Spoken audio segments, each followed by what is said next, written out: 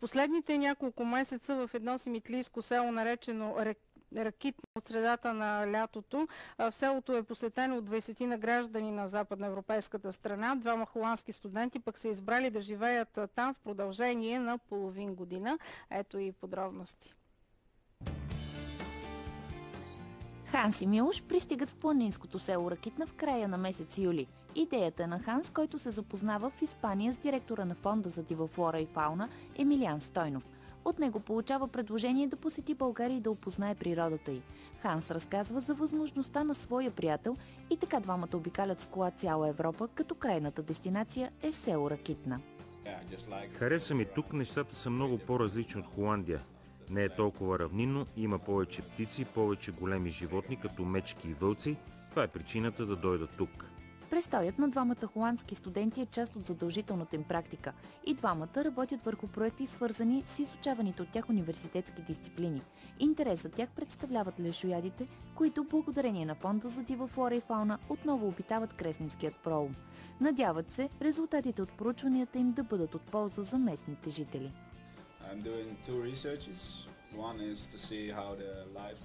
Работя върху две проучвания. Едното е за това какви са домашните животни, които отглеждат фермерите в Кресненското дефиле сега и какво е влиянието на вълците върху стадата. Другото е да разбере дали има връзка между дивите животни в гората, пак вълци, мечки и дивите прасета и по какъв начин са свързани и да сравня с броя на нападенията на едни и същи места. Милош също прави своите проучвания в селото и в близките населени места, но неговата специалност е насочена предимно към социалното развитие на провинциалните градове и села. Милош има за цел да направи икономическо изследване и анализ за възможностите на района да печели от така наречения зелен бизнес, при който развиването на дадена сфера не унищожава и не променя драстично околната среда.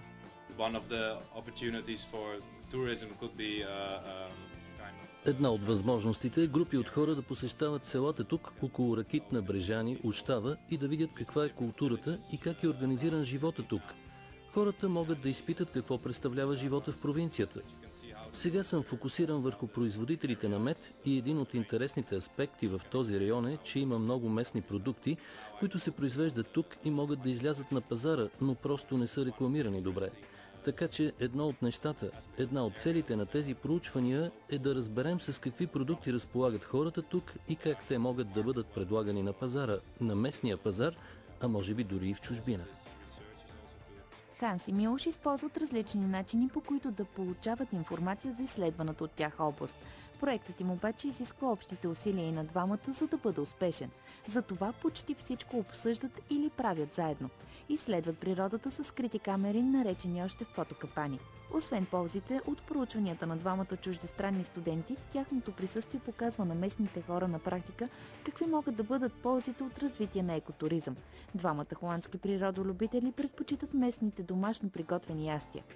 Тъй като ходят да пазаруват, примерно искат домашно нещо да си вземат, като картофи, кестени, лук, такива неща. Обичат по-местните неща, като екологично чисто. Показвам им местата тук, храмове, като Света Мина, Светилия, такива неща. Те ми е много интересно, защото го няма там в Холандия.